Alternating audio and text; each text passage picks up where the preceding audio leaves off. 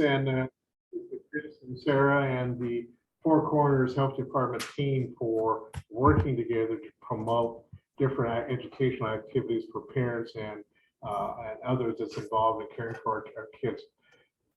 As you guys probably have noticed in the last several weeks, the mental health status of our kids has been identified publicly on many different forums and levels. Even Good Morning America has talked about it. So when Good Morning America talks about mental health crises among our kids, it must be real. It must be true. It must be true about what's going on.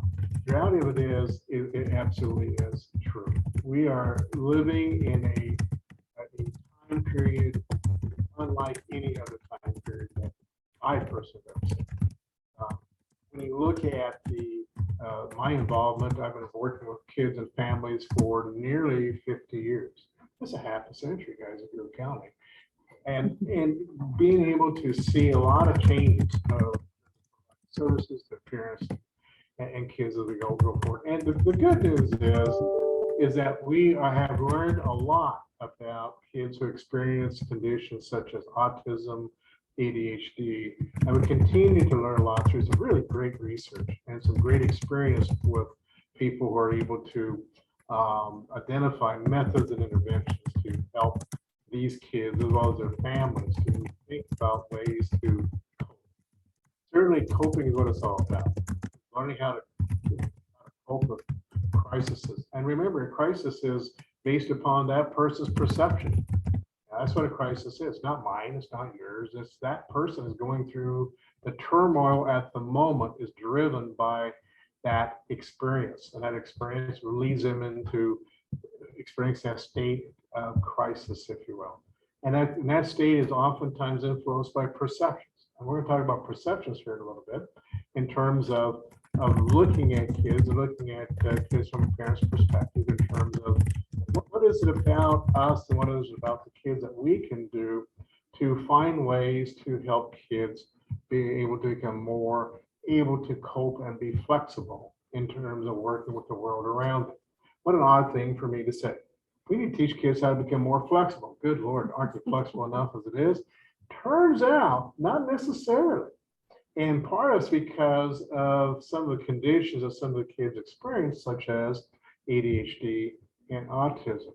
Because one of the things we're going to talk about in a little bit is a couple big words I'm going to show you that connects with this whole idea of how we process information, how adults may process information differently than kids, and what is it that causes them to be so different. So we'll talk about that in a little bit.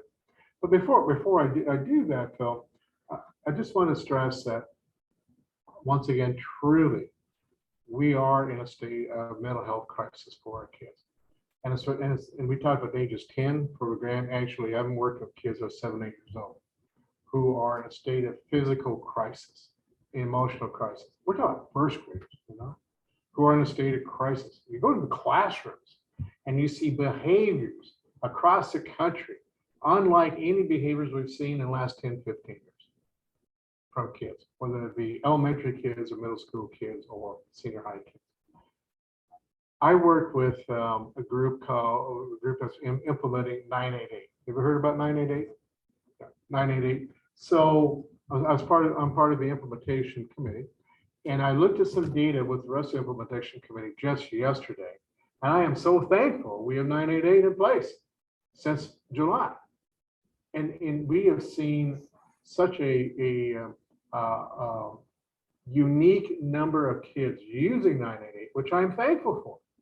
So they're being told, in your state of crisis, go call 988 and you'll talk to somebody who will help you. That's a great message. We're also seeing parents call 988 across Nebraska and finding some support and guidance in terms of what do I do now? So 988 is a great resource that's becoming more and more of a useful tool for parents, teachers, law enforcement therapists. It's another tool to put in your tool bag. I just want to say to you, there's some bugs. Yeah, this is brand new. It's been a lot of issues here and there, technology issues more than anything. but they are being worked out. So I'm thankful to see that while we can say that our kids are in a state of crisis, we are seeing some tools come online that help parents and help teachers to help deal with these issues. You might wonder, how come? I don't have the answer to that in terms of why we have this mental health crisis specifically. I think all of us room can guess, we can speculate. Probably one of them is COVID.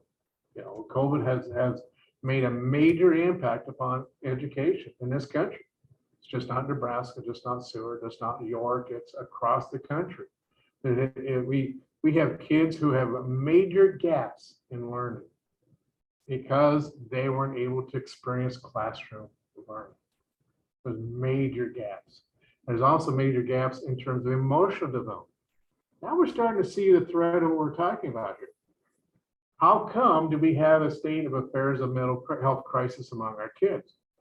In my humble opinion, I have no research to base that upon being an old guy. And somebody said rich experience. I've never been called rich and experience. I just think it's old, but being an old guy, I want to say to you, I think COVID's had a major impact on our children and our parents in terms of how we process information and how we interconnect.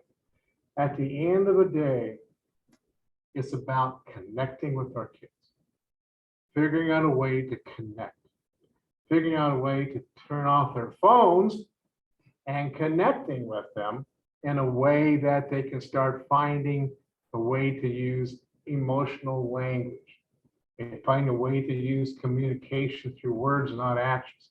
See, it's part of what's happening across the country today. It's actions are replacing words, which is what we used to use to express ourselves. So we see kids' behaviors in structured settings and in unstructured settings escalating because they're not using words, they're using actions. Of course, we reposition that, call that a mental health crisis. So do we really have a mental health crisis? We have a crisis, but I'm not sure it's mental health. It could be a developmental process. It could be a post-COVID crisis. I'm not sure what it is, but I can tell you, we're all in this together. And I'm thankful we are. I'm thankful we got four corners here able to be a guiding light, to provide your resources and help share. Word of mouth is a great way to help each other. So once you leave today, I hope you walk out with several ideas that would be useful, that you can share with other parents, share with other individuals. And you say, man, this made sense. Maybe I ought to think about this. Mm-hmm. Let's take a look at some of these slides. By the way, there won't be a test. I won't ask you to define what these words mean later on, but they're pretty cool words. Neurolinear versus neurodiverse styles of thinking. Neurolinear. Most of us in this room are probably neurolinear. Not all of us, but some of us are in this room and listening in by Zoom. And there's some of us who are neurodiverse. And certainly we think about neurolinear and might say, now, what on earth is that? Well, I tell you, these folks who are not neurodiverse. That's the easy way to define it. It's like everybody but. It's a rule of exception. We see neurolinear as a process of thinking in terms of an organized manner. Setting a goal. We go to these are people who go to education environments and they thrive. Man, they thrive. They do well in education. Teachers love them. They do their homework. Oh my God, we love these kids. They are not behavior problems. We love them. Then we have these kids who are what we call neurodiverse. These are the kids who are not doing their homework. They're twitching in the chair. They're shifting and moving around. And in unstructured settings like recess or lunch, oh my goodness, Katie bar the door, because they really float to the top and they become behavior issues. Are they really behavior issues? They're processing information differently. So the neurodiverse kind of folks in the world, most likely, a couple examples are the ADHD kids and the autistic kids. Those are mostly the good ways to describe those kids. They also could be the kids who are, for no fault of their own, they've experienced significant trauma. and they're living with trauma, and they're living with PTSD, post-traumatic stress. They're living with that. And they also may be living with something that doesn't reach that level of post-traumatic stress, but it's another word that the law enforcement would tell you what it is. And they live with it every day, and that's post-traumatic stress. Post-traumatic stress, PTSI. And so it's when you're exposed constantly to trauma and your anxiety increases tremendously. Let's talk about being diverse. What do you see in this picture here? Okay, a quick test here to see if you're, remember what we're talking about here? Neurolinear or neurodiverse? What do you see in this wonderful, cute little picture here?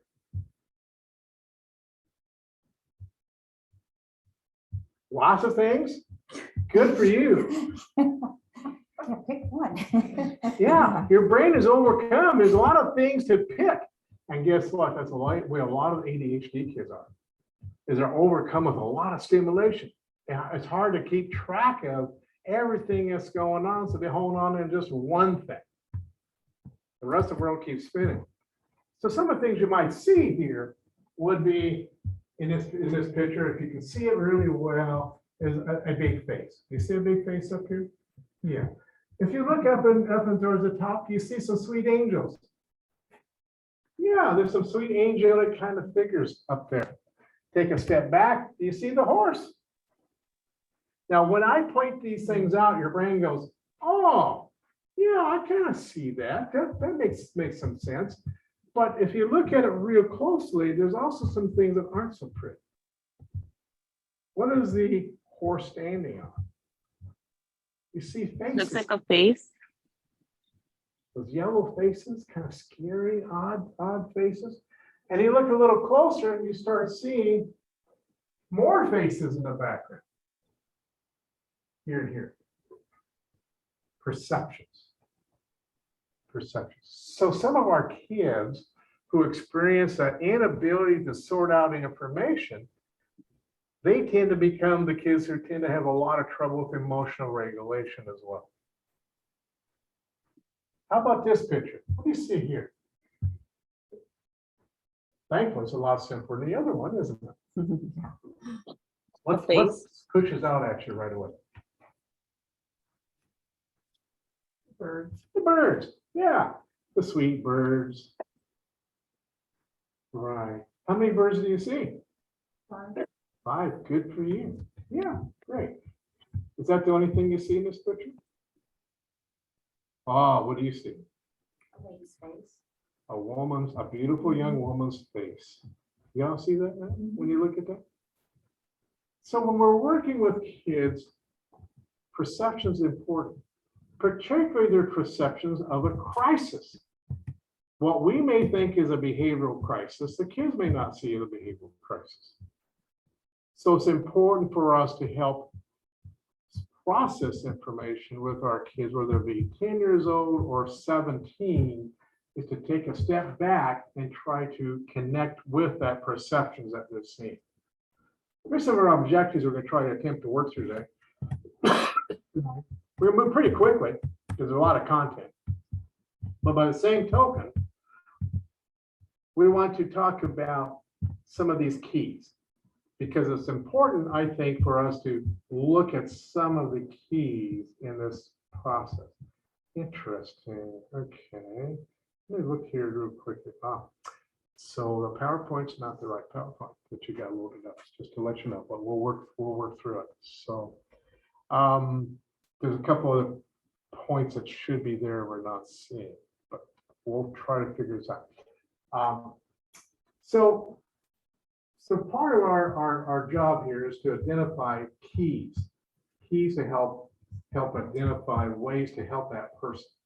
So part of it's looking at patterns. And when we see patterns with our children, this is what we might see. Frustration, dysregulation, if you will, lack of self-awareness, difficulty with recovery. ADHD kids with PTSD, experience trauma. This is really a keynote part of their experience is recovery. coming back to a sense of balance, if you will. Inconsistent accountability. That could be somewhat difficult as well.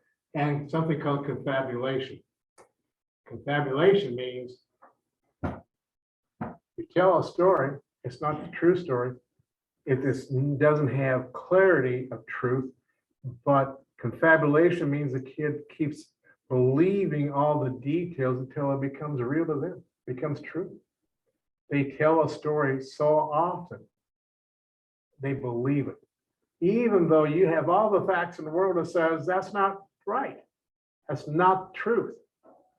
So confabulation becomes a pattern, oftentimes with some children and some kids, whether they're middle school or senior high, that becomes a pattern that, quite honestly, drives adults nuts.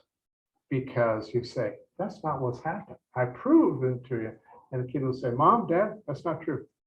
That's not the way it happened. Confabulation. In their minds, they have built up this level of accountability, so they're not willing to accept any type of proof to be otherwise. A sense of inflexibility becomes paramount to part of a reflection of their emotional patterns that some of these kids experience. So part of that is recognizing what those kids are doing for us and being able to identify them. Some of our kids will think that they'll believe that I can't do anything right and that you don't love me. And no one cares for me because I keep getting involved in all these problems at school, and I keep getting involved in all these problems at home. I keep letting you down. And so they build this belief system is, from their perception, supports their behavior and supports their level of emotionality, if you will. As a result, they kind of hold on to past hurts and rejections. Just hang on to it, because without that clinging to that pattern, they'll find themselves with an identity that's unraveling. So they create an identity. Becomes what I call a bulletproof identity, because they use confabulation, denial, all other kinds of experiences to protect themselves. And we as parents with these children find ourselves becoming frustrated emotionally, maybe find ourselves engaging in some patterns of parenting that we don't necessarily like a whole lot.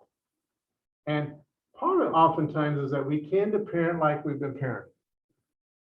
And so when we tend to parent like we've been parented, when we're confronted with confrontation or crises, that tends to be the way we respond. So part of managing our kids is first acknowledging there's some things about the way I was parented that I didn't like. But when I'm in that crisis moment, that tends to be what tends to come out. So it takes some conscious effort on our part as parents to take a deep breath and say, gee, that sounds like my mother. That sounds like what my dad said. Did I like what I had? So disrupting that pattern, disrupting that level of engagement is part of what active parenting calls for, is being able to take a step back. We talk about some, well, maybe we won't, some techniques here later on that hopefully can help weigh into some of minimizing some of those issues.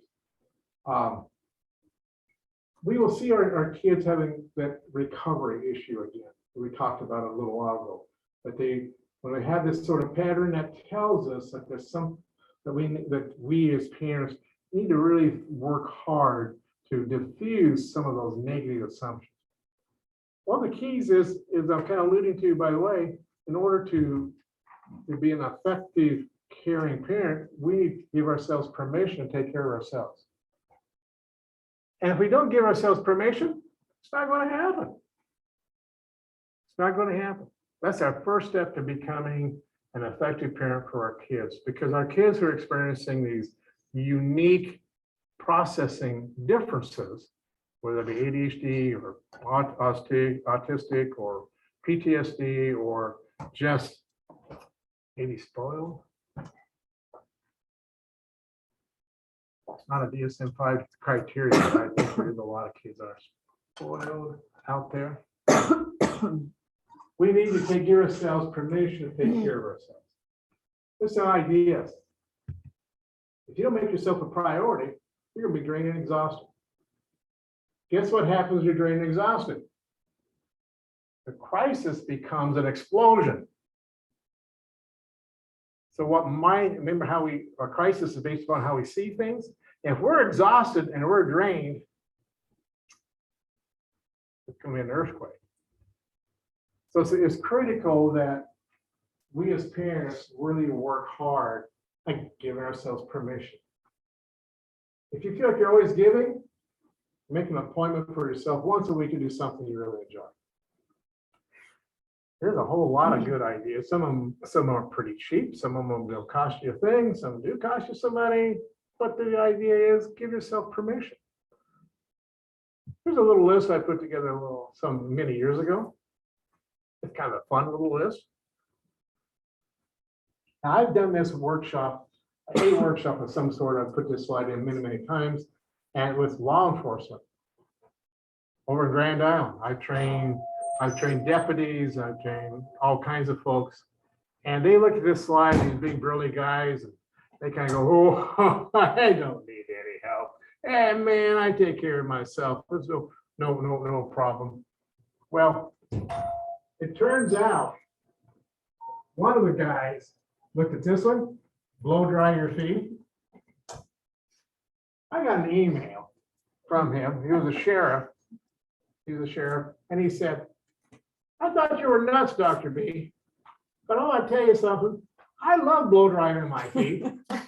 I'm telling you what is the best thing I learned out of that hour that you spent with me."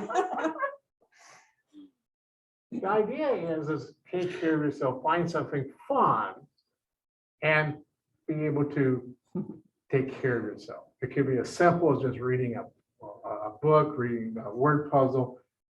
Give yourself some time, some unique kind of ideas. Has anybody ever bought themselves flowers? I do it. I buy myself flowers. That's a great idea. I do. Yeah, I like flowers. they brighten up the world. Yeah. They brighten up your Oh, room. it's cheap enough. You can buy a pretty bouquet out there. You can go to Walmart and get some beautiful flowers, right? Exactly right. You bet. Perfect. I love that. So when we think about building our relationships with kids, here's an idea. I call it the STAR method, if you will. Stop. Whatever you're doing, you're feeling your heart beating quickly, you're feeling agitated, the kid is crying, you feel like crying, chaos is a rule. Don't feed into it. Take a deep breath, stop.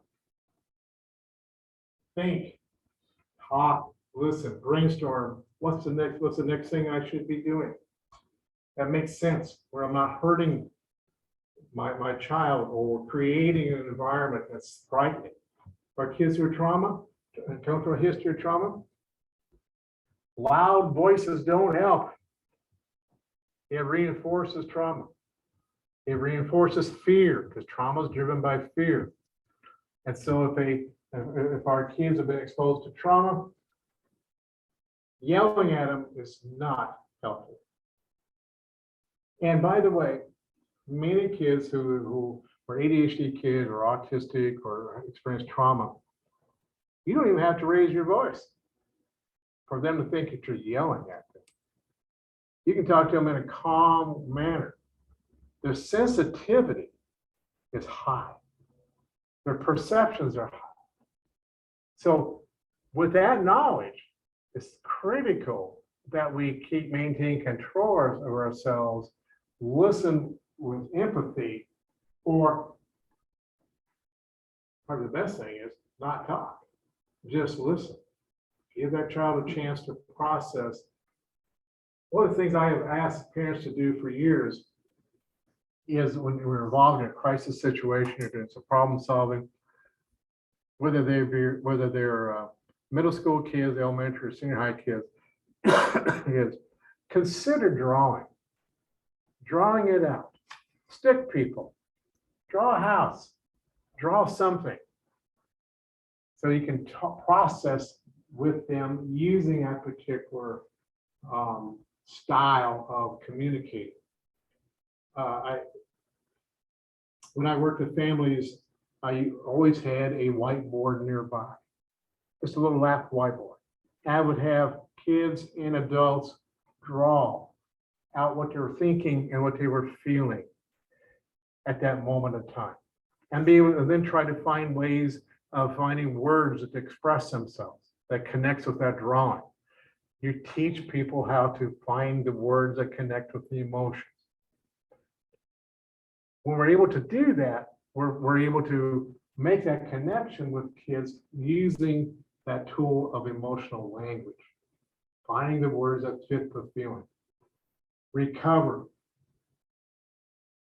This is something a lot of parents forget, because if you made a mistake, we as a parent got this duty to correct it and tell you exactly what you did and how you did it wrong.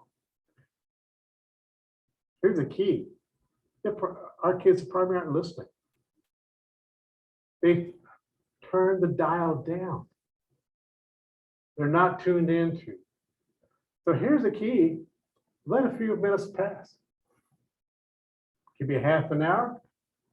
Delay teaching to that moment, because it allows that you and that child to take a step back. So stop, think, act, recover. And think about the kids are going to keep making mistakes. That's part of being an adolescent or an elementary kid. They'll continue to make mistakes because they may be impulsive. How about that? ADHD kids are impulsive. They have trouble with emotional regulation, managing your emotions, finding the words to match their emotions. So expect setbacks without judgment. That's just part of the experience. Something I call grit. Grit building blocks. That's about building relationships. I'm sure you all got some ideas that are a lot cooler than these ideas. But have that pancake day, meaning just you and I are going to have pancakes this morning.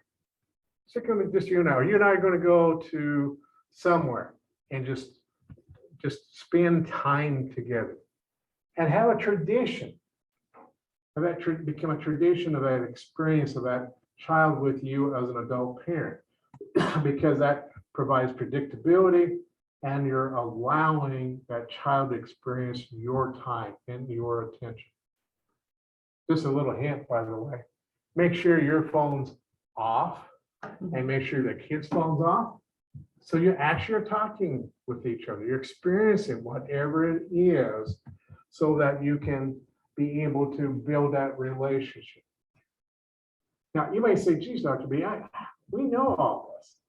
Okay, then tell me why we have these issues today and behavioral health crises in schools. Why is it that our kids are being exposed to other kids who are showing all these issues? Probably because a lot of families have not been able to develop these kind of experiences.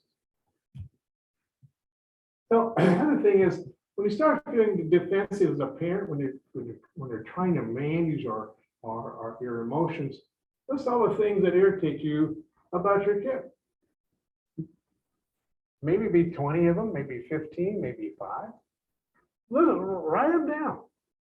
You wonder, well, why am I going to do that? Here's why. Because you flip it around. You then ask, what's the positive? If he's stubborn, maybe he's just persistent. So you start to get the feel here. If he's argumentative, maybe he has great critical thinking skills. It forces us as adults to look at the negatives and try to look at the perceptions that we have towards how that child is operating.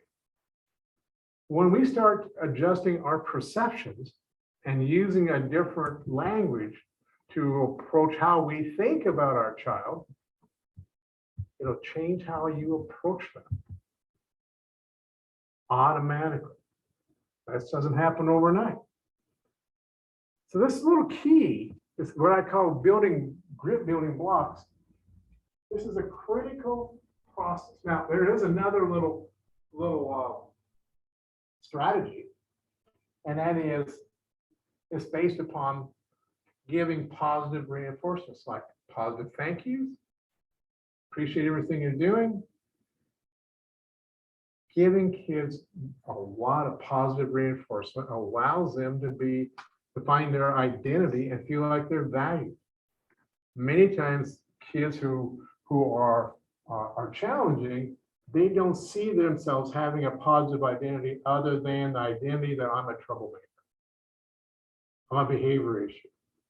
No one cares for me. So they start establishing that kind of an antisocial, and then they get pulled into other kids and share that same sort of experience.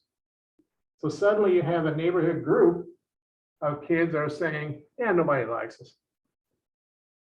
The only way we're going to be able to do anything useful is that we need to stick together and we find ways of, unfortunately, perhaps being disruptive. Turns things around. We want to avoid that with our kids. So think about making a list, flipping it around. The other way to build grit, I think, is working with our teachers, so that that you understand how come your child looks so differently in school compared to at home. What's going on? What's the forces of behaviors that are at work? And when you're working with teachers, be sure to let them know what you understand about your child in terms of his or her strengths. And talk about what works at home to help that teacher, if they're having some challenges in managing the classroom with that child, to find ways to move forward. So it's about building grit, it's about building relationships. It's about being part of a team, a partnership, if you will. So when you do that, the child sees you becoming a part of the team, the education team, sees you being able to support the teacher and teacher supporting you as that child moves forward. Partnerships. When a child feels like there's a team that's partnering together to support them, they see themselves as being valued and not being on the other side of that value. It's critical that we work hard to not let our kids become victims, to become what they've been told that they are by some diagnosis. Ah, you're ADHD. That's how come you're doing all this. Ah, because of your diagnosis, this is what's happening. We don't want to see kids become their diagnosis. We want them to learn how to cope and be able to work around that experience, those symptoms that you're having. One of the things I've talked to parents about for a long time is symptoms can be managed. Symptoms can be reduced. The condition is just a condition. A diagnosis is a condition. It's not an explanation. If it's anything that you walk away with tonight, is remember those words. A diagnosis is not an explanation. It's a condition. And conditions can be managed and reduced so that kids can find ways to work around those experiences, and parents can find ways to work around those experiences. As parents, I'm hopeful that you'll think about researching some of these conditions.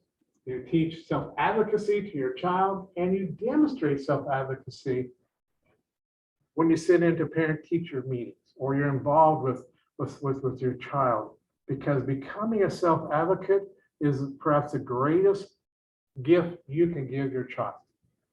Your child's not going to learn that unless you model that self-advocacy.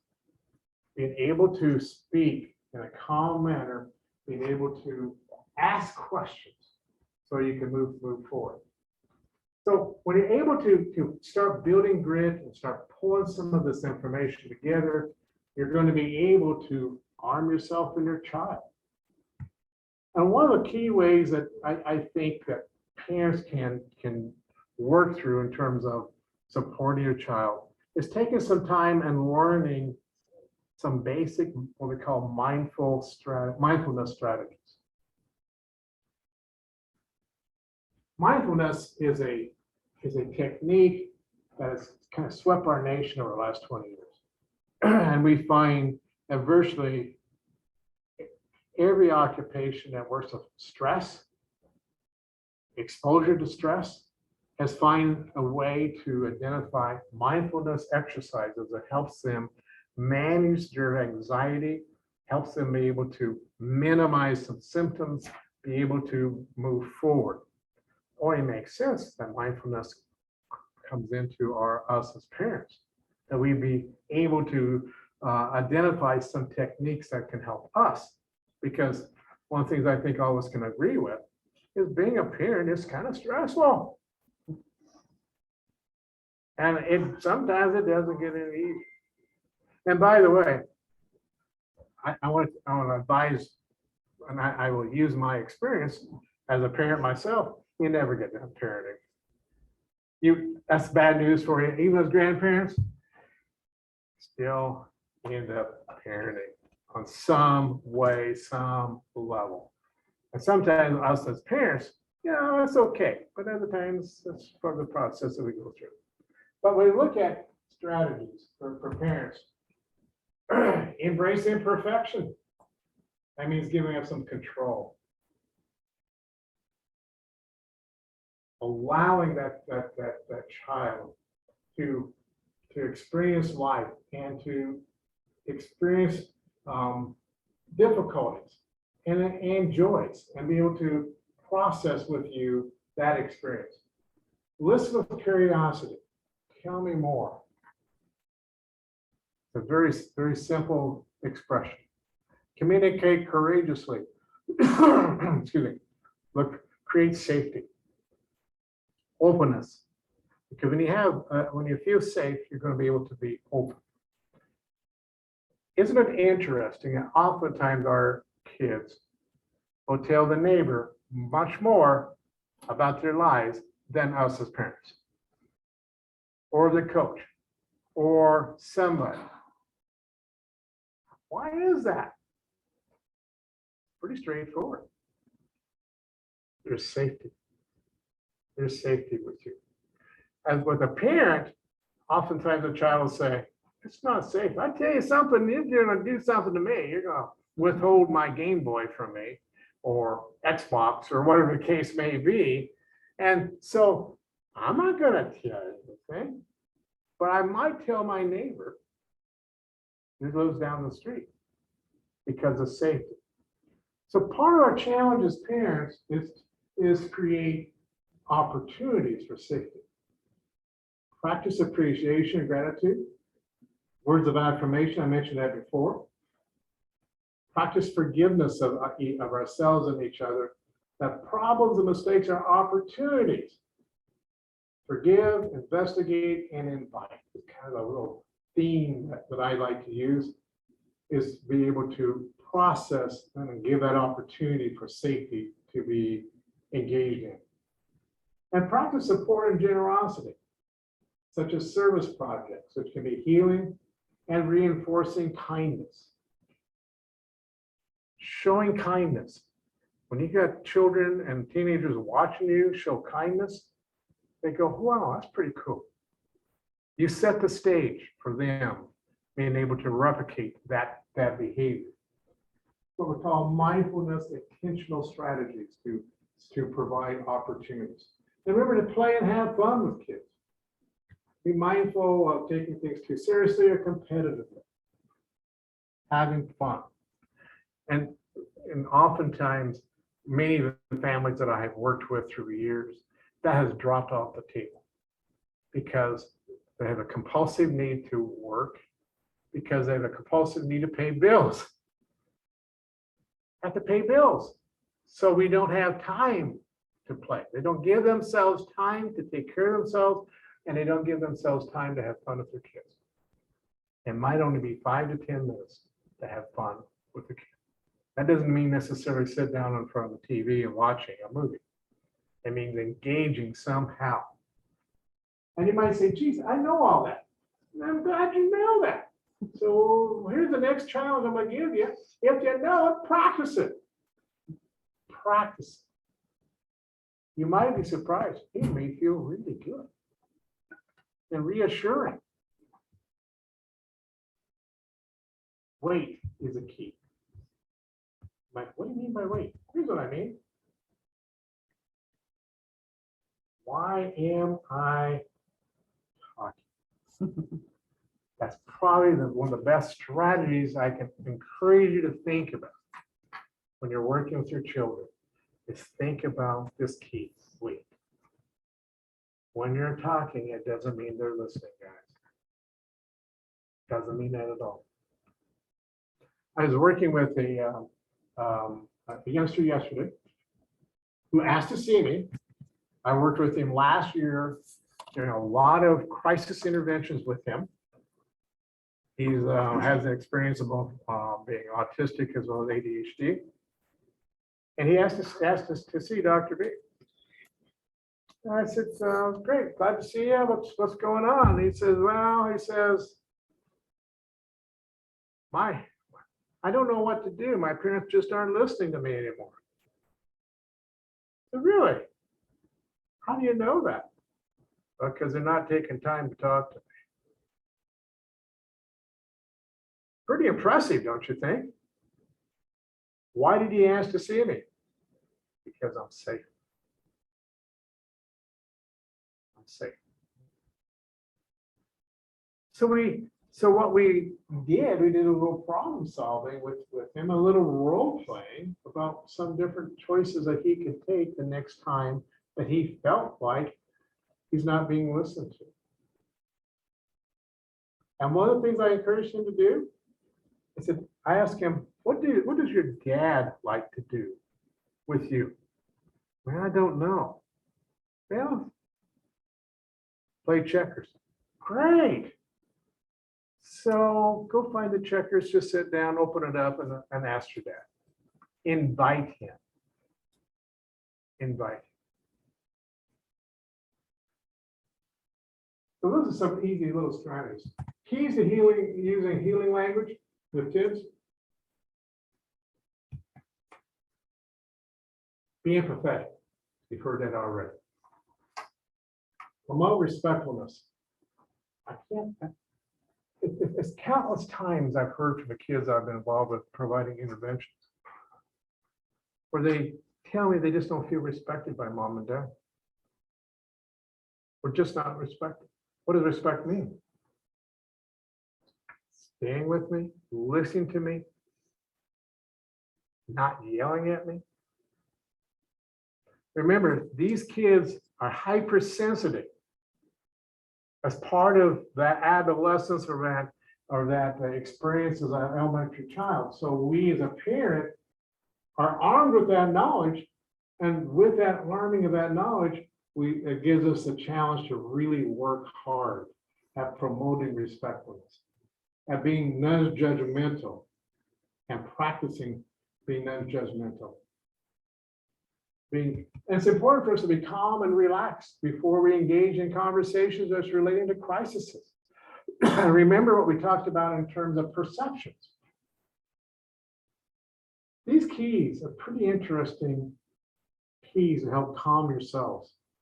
Take several deep cleansing breaths. Raise your hands above your head a few times as stretching. Because, by the way, just take a moment. I tell my teachers I work with all the time when they're stressed in the classroom, I say, take a step back, take a deep breath, raise your hands above your head. Just for a moment or two, take a couple of deep breaths as you're stretching.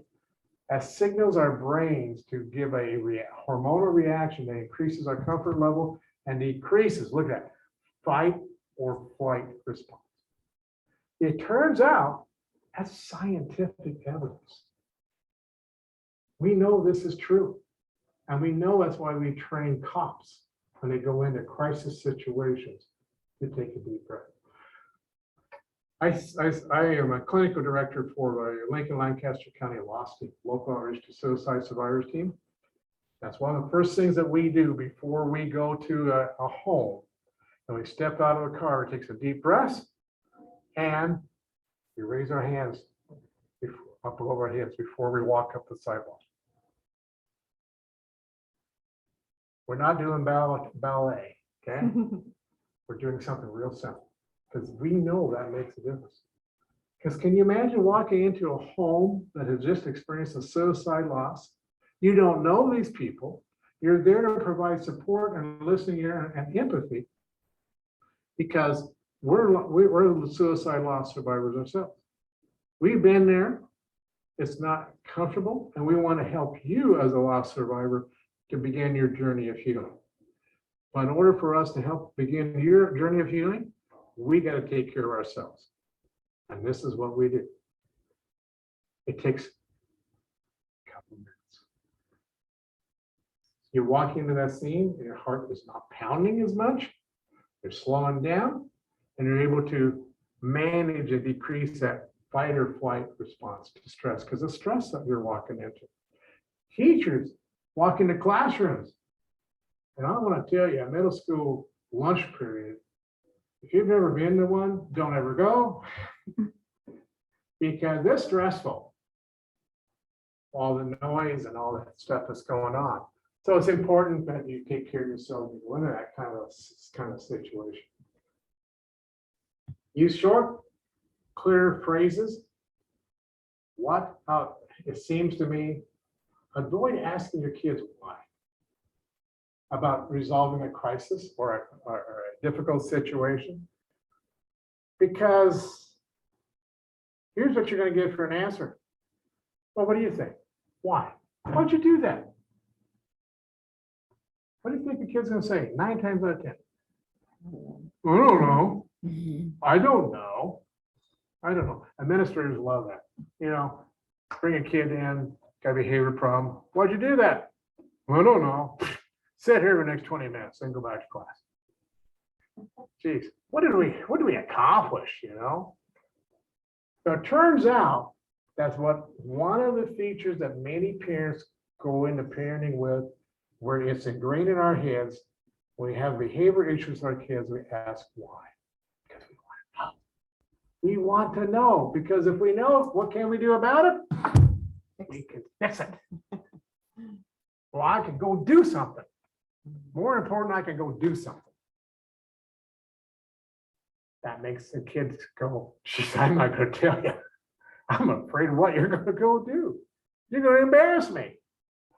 So the key is in terms of communication, stay away from whys. How it seems to me that this has been a pretty tough situation. Little practice, it becomes easy for you as parents and interacting. I work with resource teachers constantly. We're constantly involved in crisis stabilizing kids.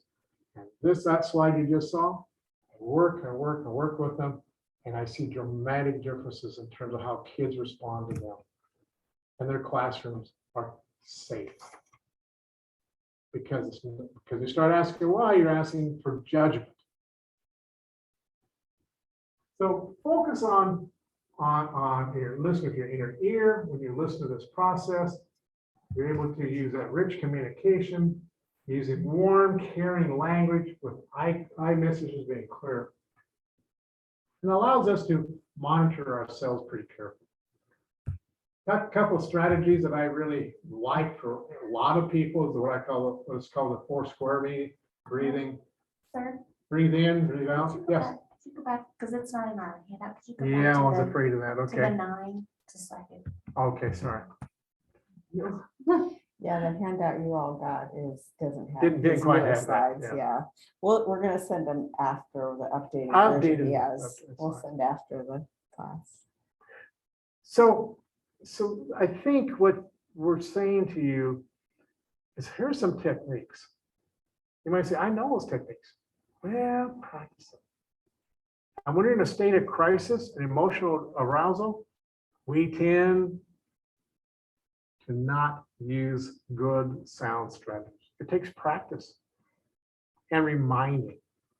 One of the things I would ask you as parents to do is take those slides, put them on a 3x5 recipe card, stick them on your refrigerator. So you see them and remind yourself, what should I do? How can I respond? Maybe that's a good idea for Four Corners to make some kind of a magnet you could stick on it. So the strategies, square breathing. Breathe in for 4 seconds. Hold. Breathe out. Hold. Look, breathe, hold. Breathe out, hold. So very, very nice little process here that you can practice with kids. What I like to do with kids in resource settings, and also I've taught therapists to do, is practice with your client, practice with your kids before a crisis. Becomes automatic. You don't want to teach during a crisis. It just doesn't work.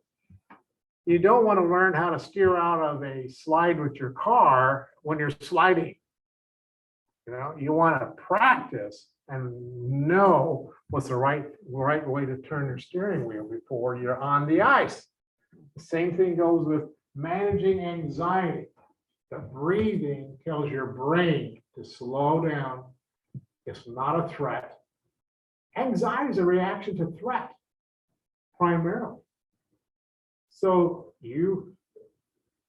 threat of losing control, threats of some kind of experience. So breathing is a critical process. Why do you think kids last weekend at the state tournament, when they're shooting free throws, they would dribble the ball, take a deep breath or two, and then they'd shoot it? Because we coached them up to relax and focus. It's the same process here. Here's a coping skill that I really, really like with kids in crisis. And the 5, 4, 3, 2, 1 exercise is used in a lot of different places, for lots of different reasons. It can be used with people experiencing pain and discomfort. Maybe 5 things you see in a room, 4 things you feel, 3 things you hear right now, 2 things you can smell, 1 good thing about yourself. The 5, 4, 3, 2, 1 can be used for multiple reasons, and it works. It works to help manage pain, manage anxiety. It works for lots of different reasons. It helps really a lot of good people. And it really helps, by the way, it really helps ADHD kids. Because if you teach them this 5, 4, 3, 2, 1, first off, they love the acronym, the numbers, and it helps them remind them what to do. 5, 4, 3, 2, 1. Takes a little practice. It's a super cool technique. For older kids, there's some apps that are really good out there.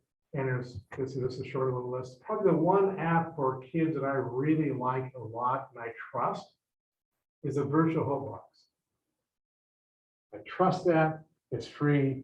It has evidence. And it's easy to use. Middle school kids, senior high kids can use it. You can download it on anything, any kind of a phone app. Works beautifully. Here's what it looks like. I'm going to pass one out. Sarah put together a good mental health app handout. Okay. Good. And Hope Box is the first one on there. Good. And there's another little problem-solving technique that I like a lot. It's called SOLAS. Well, we're almost out of time, but I want to talk just a little bit about bullying. Just a little bit.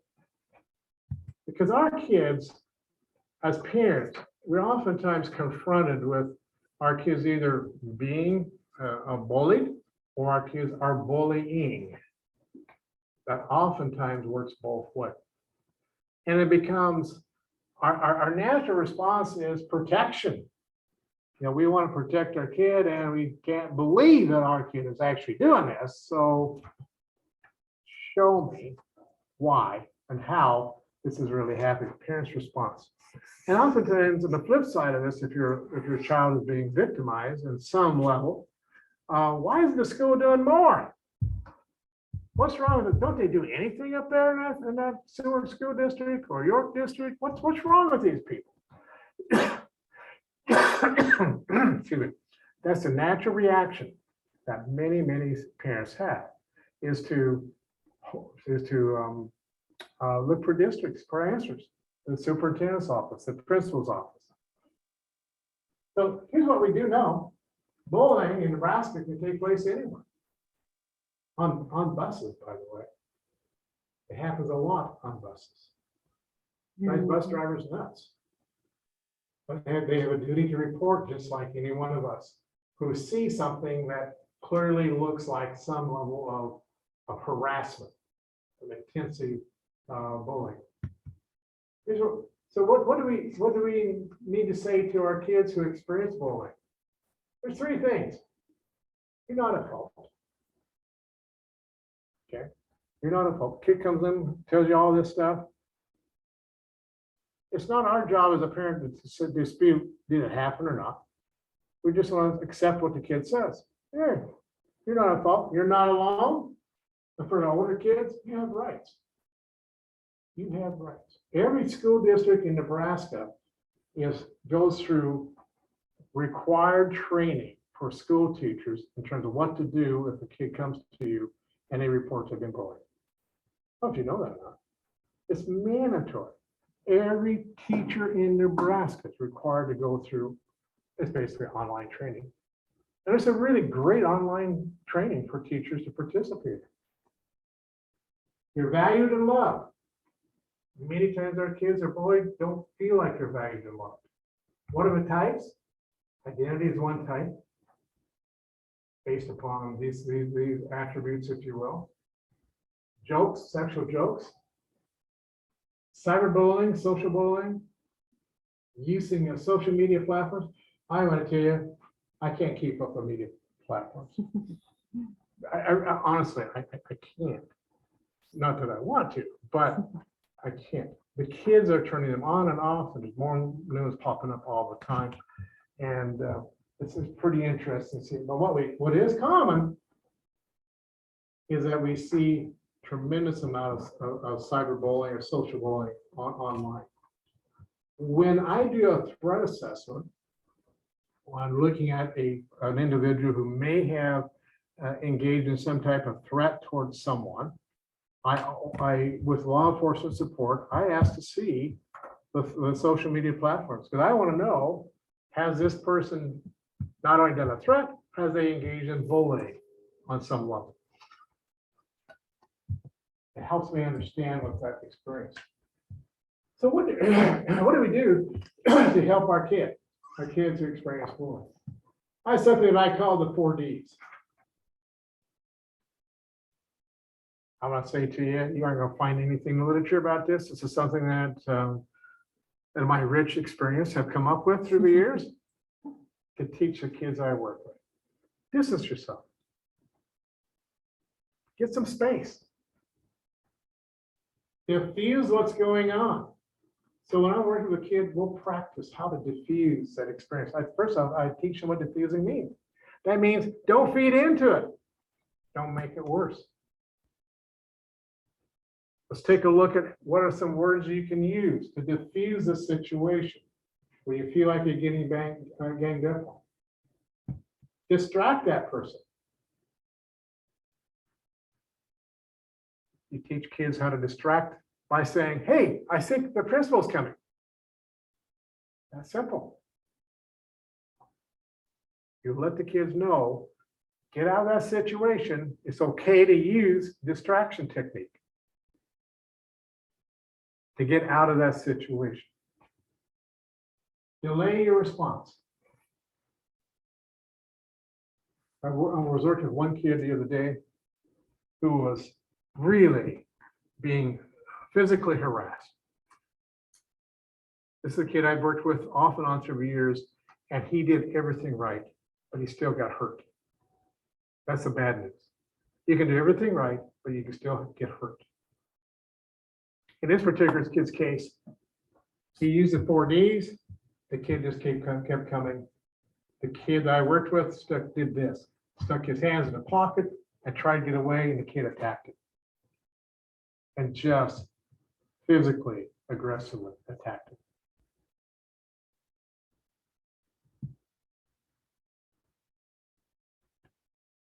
Not everything is going to work. Now this poor kid, he's experienced a trauma. He did everything right, but he still got hurt. So now we're processing with him what that means. You know, what are your choices? How can you calm yourself? How can you move forward? The kid who did the attacking, turns out that he was reacting from abuse from his parent earlier before the day started, where he got physically abused, hammered by his parent. So all day long he was sitting on this, and he didn't tell anybody. And then this other kid who happened to be his quote friend erupted in a conflict. So the moral of this real story is that kids engage in bullying for lots of different reasons: power, control, and reaction to environmental experiences they may have. Schools have a tough job managing this, and oftentimes we don't know what's going on in the lunchroom. We don't know what's going on in recess because we don't have ears. So what's important for us as parents is when we hear about it, we need to report to that district. Tell that district, that administrator. And when you don't feel like your complaints are being heard, just recognize that there's limited time and resources available. Sometimes staff got other priorities going on. And there's often no evidence. There's no proof, no cameras out in the playground. No one heard. So, and in some districts, there really is not a good program in place. So parents do need to be active and ask, what's your bullying intervention program? Does your policy outline? Turns out that the state requires districts to put that in play.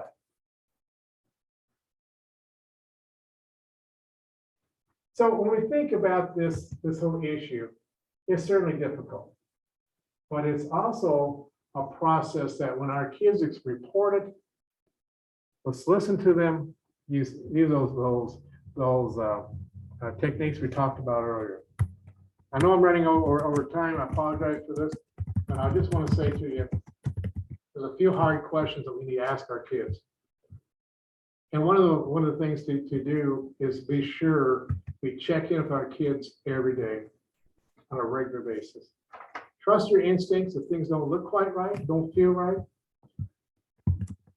and ask, are you okay?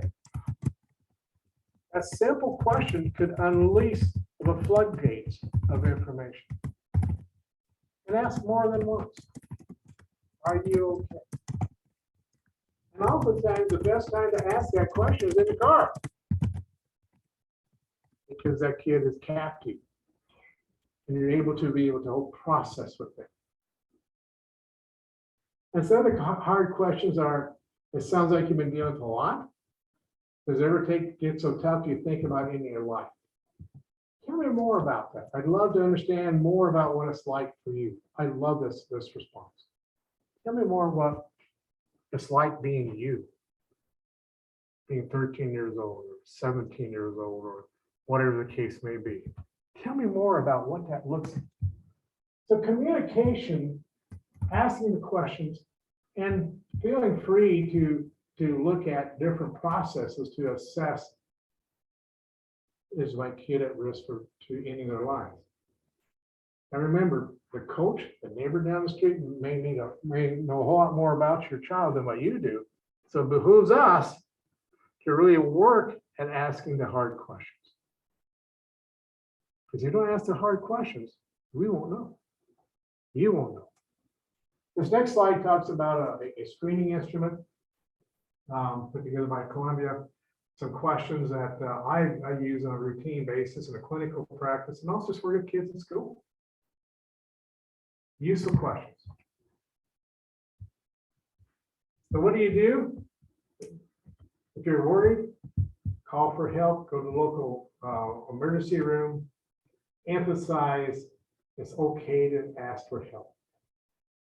Reassure them that there's a lot of kids go through what they're going through, that you're not alone. Because many times our kids feel like they're the only person in the world that's ever experienced this. That's common.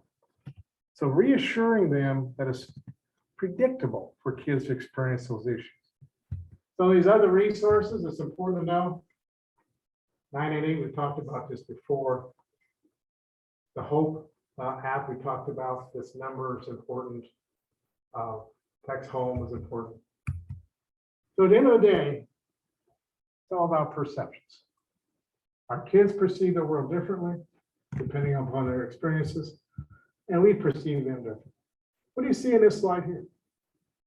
What is this? One person sees a duck. Okay. A rabbit. And is on the, and she also says it's a rabbit. You're right. It's both.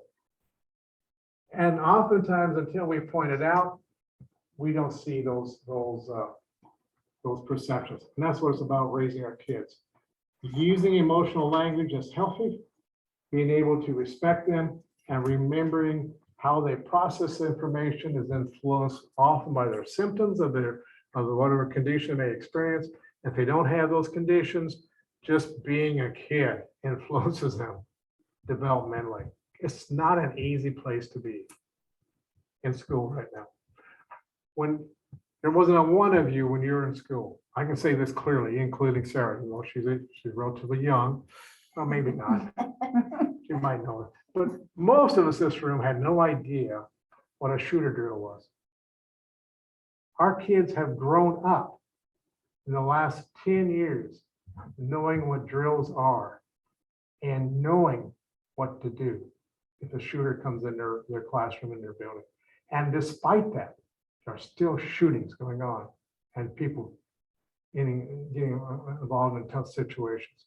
Our kids live in a tough world today, much different than what we have been in before. So certainly we started our conversation today talking about a mental health crisis. Is there one? Yeah, there's probably something along that line. There's certainly a crisis. The good news is we got parents who are trying to help. We've got lots of resources coming down to help each other. Being connected is what it's all about.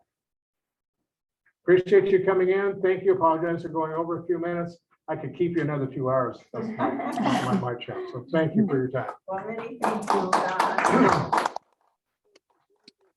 Questions you want to chat about after the meeting? I'm happy to chat with you. I don't know if we got anything from online folks, but with that, I appreciate it. Thank you. Yeah, and his email is on the slides too. So Thank you. we offered that. Is there anything online that came up? Not so Okay. far.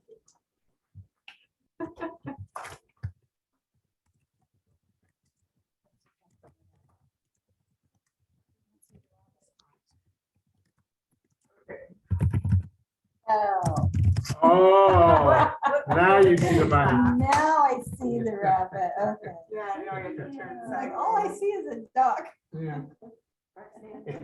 yeah. Yeah, thank you. Our brains are get influenced so easily. Right. Thanks. Oh, later. He's my Thank you. influencer. Thank you.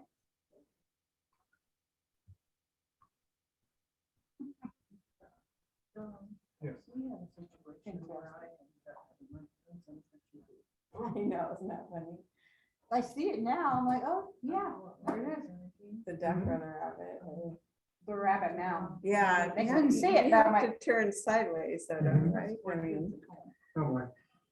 it doesn't make it harder, I think. 12, 11, and 10. Yeah, okay, so they're parenting each other. Basically. Not be parenting, they're caring for each other. That's the care. Kind of separate kids for a while. Oh, yeah. So I don't think there's any think they've got the issue resolved. Taking